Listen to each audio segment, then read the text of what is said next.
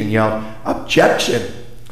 And just a few moments later, the judge dismissed me, then he dismissed the jury, and then a few moments later I discovered that the judge had declared a mistrial. You see, I wasn't aware that the term insurance company was forbidden during a trial. Well, something similar often happens in the field of historical Jesus research. There's a lot of discussion today over what the real Jesus actually said and did. But when the terms miracle or resurrection come up, it's not uncommon for scholars to jump to their feet and shout, "Objection! You can't go there as a historian." Well, I'm not an attorney, but I would bet that there are some good reasons for why witnesses are forbidden from using certain terms. But I am a student of history, and I'm convinced that the reasons typically provided for why historians are barred from investigating miracle claims are quite poor. Well, now you may be wondering why this is important.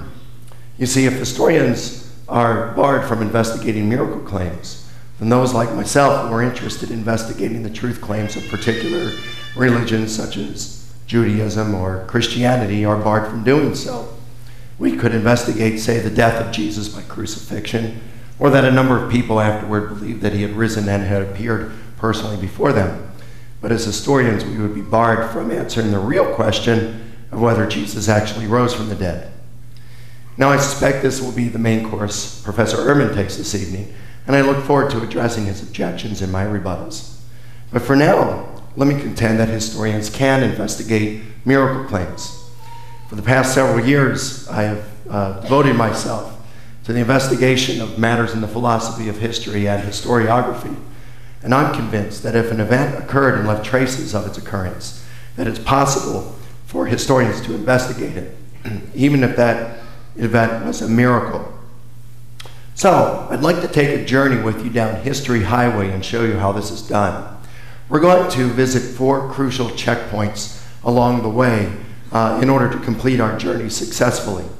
And we must be careful not to go off course into a different road that may be interesting to go on, but if it doesn't relate directly to what we're discussing this evening. At our first checkpoint, we're going to discuss some terminology.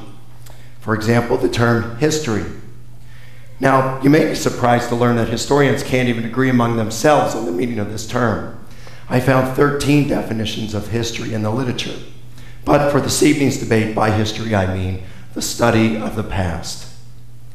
Miracle. I found 23 definitions of this term. For tonight's debate, by miracle I mean an event in history for which natural explanations are inadequate. Now, that's not to say that there could be a natural explanation coming up in the future that may work. What it is to say is that the nature of the event itself is such that that a natural explanation simply won't suffice. So here I'm only defining a miracle. Establishing criteria for identifying one is a separate issue. Can you all understand me okay? Okay, thank you. Resurrection. The Greek word for resurrection is anastasis and simply means to stand up. It can mean to stand up from sitting, or it could mean to rise from the dead. For tonight's debate, when I say resurrection, I'm referring to Jesus' bodily resurrection from the dead. Prove.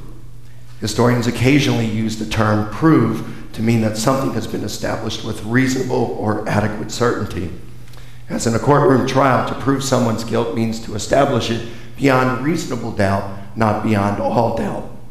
So when carefully nuancing their statements, historians talk in terms of probability, and although they may conclude that a particular hypothesis is an accurate description of the past, they regard their conclusions as subject to future revision. We often simply don't add qualifiers for purposes of economy. Otherwise, historians might sound like a disclaimer at the end of a radio commercial saying, "Giving the available data, the best explanation indicates we're warranted in having a reasonable degree of certainty that this occurred, and that appears more certain at the moment than competing hypotheses. However, our conclusion is subject to revision or abandonment since new data may surface in the future, showing things happen differently than presently proposed." You don't know how tough that was. The bottom line is this. When I claim that historians can prove something, I mean that it's possible to establish it with reasonable or adequate certainty, and that we are warranted in holding our conclusions firmly.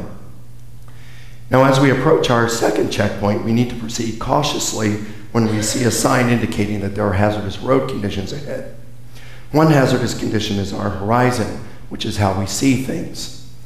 We all have our biases, and we see things through our biases, our worldviews, our knowledge, education, experiences, and beliefs.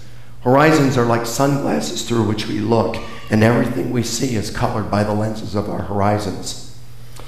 Take baseball, for example.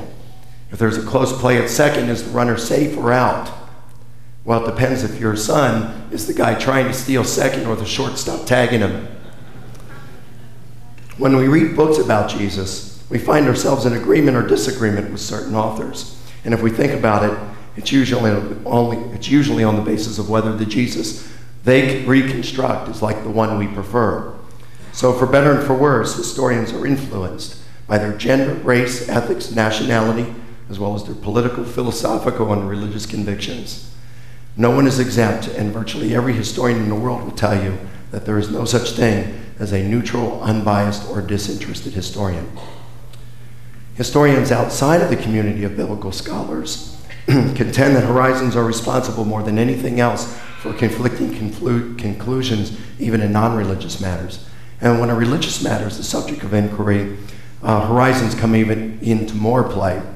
So many times it boils down to our worldview, and that's a matter for which there is no neutrality. Now, this doesn't mean that no one's got it right. It does mean that many times there's not going to be a consensus on a matter.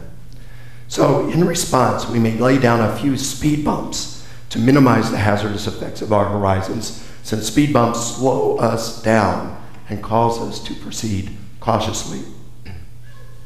Our first speed bump is method. Adhering to specific methodological procedures keeps a check on less disciplined and poorly supported historical reconstructions.